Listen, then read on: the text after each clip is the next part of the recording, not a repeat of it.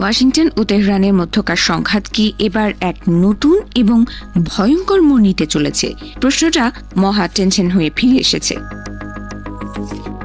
মাত্র কিছুদিন আগে 18 জুন তেহরান ও ওয়াশিংটনের মধ্যে একটি স্মারক স্বাক্ষরিত হয়েছিল, যার উদ্দেশ্য ছিল গত 28 ফেব্রুয়ারি শুরু হওয়া মার্কিন আগ্রাসন চিরতরে অবসাদ ঘটিয়ে দেওয়া। কিন্তু সেই শান্তির আশা স্থায়ী হলো মাত্র কদিনের জন্য।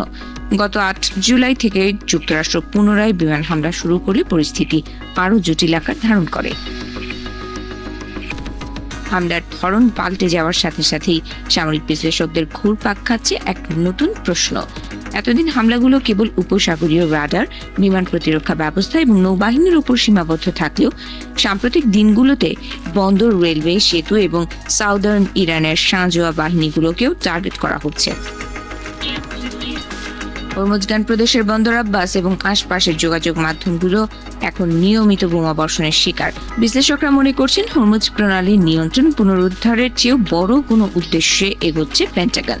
এই ধরনের অবকাঠামোগত ধ্বংসযজ্ঞ সাধারণত কোনো বড় স্থল অভিযানের পূর্ব প্রস্তুতি হিসেবে বিবেচিত হয়।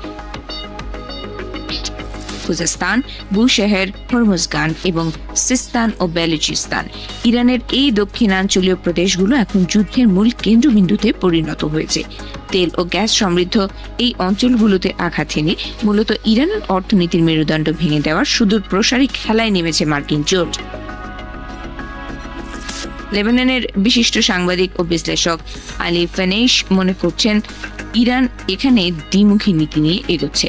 একদিকে হরমুজ প্রণালীতে নিজেদের আধিপত্য বিস্তার, অন্যদিকে দক্ষিণ ইরানের কোনো নির্দিষ্ট উপকূলীয় বেল্ট বা দ্বীপে সীমিত পরিসর হলেও স্থল অভিযান চালানোর সুপ্ত পরিকল্পনা।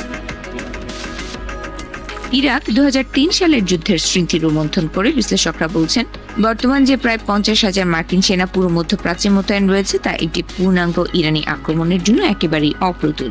8,80,00,000 জনসংখ্যার এবং দুর্গম জাগ্রোস পর্বতমালার এই বিশাল দেশটিতে পূর্ব সামরিক দখলদারিত্ব চালানো মার্কিন বাহিনীর জন্য ইতিহাসের অন্যতম কঠিন চ্যালেঞ্জ হবে। তবে বড় মাপের আক্রমণের সম্ভাবনা কম থাকলেও সীমিত পরিসরে কোনো আকস্মিক ইনকারশন বা উপকূলীয় অভিযানের আশঙ্কা পুরোপুরি উড়িয়ে দিচ্ছেন না কৌশলগত বিশেষজ্ঞরা। কুয়েত এবং উপসাগরীয় অঞ্চলে মার্কিন সৈন্য ও রসদ সরবরাহের যে নতুন তৎপরতা দেখা যাচ্ছে তা এই সন্দেহকে আরও বাড়িয়ে তুলেছে। তেহরানও হাত গুটিয়ে বসে নেই। ইরানের গার্ড এবং দেশটির নিয়মিত সেনাবাহিনী ইতোমধ্যে মার্কিন ঘাঁটির ওপর ড্রোন ও ব্যালিস্টিক ক্ষেপণাস্ত্রের মাধ্যমে কঠোর প্রতিশোধ নিতে শুরু করেছে। জর্ডান ও কুয়েতে মার্কিন ঘাঁটিতে আঘাত হেনে তেহরান স্পষ্ট বার্তা দিয়ে দিয়েছে যে তারা যে কোনো পরিস্থিতির জন্য প্রস্তুত। ইরানের রাষ্ট্রদূত ও শীর্ষস্থানীয় কর্মকর্তারা স্পষ্ট ভাষায় জানিয়ে দিয়েছেন মার্কিন সেনারা যদি ভুল করে ইরানের মাটিতে পা রাখে তবে এই যুদ্ধ হবে তাদের জন্য এক মহা বিপর্যয়। তেহরানের হুঙ্কার, আমরা তাদের জন্য অপেক্ষা করছি, পুরো অঞ্চলের আকাশ বাতাসকে আরো ভারী করে তুলেছে।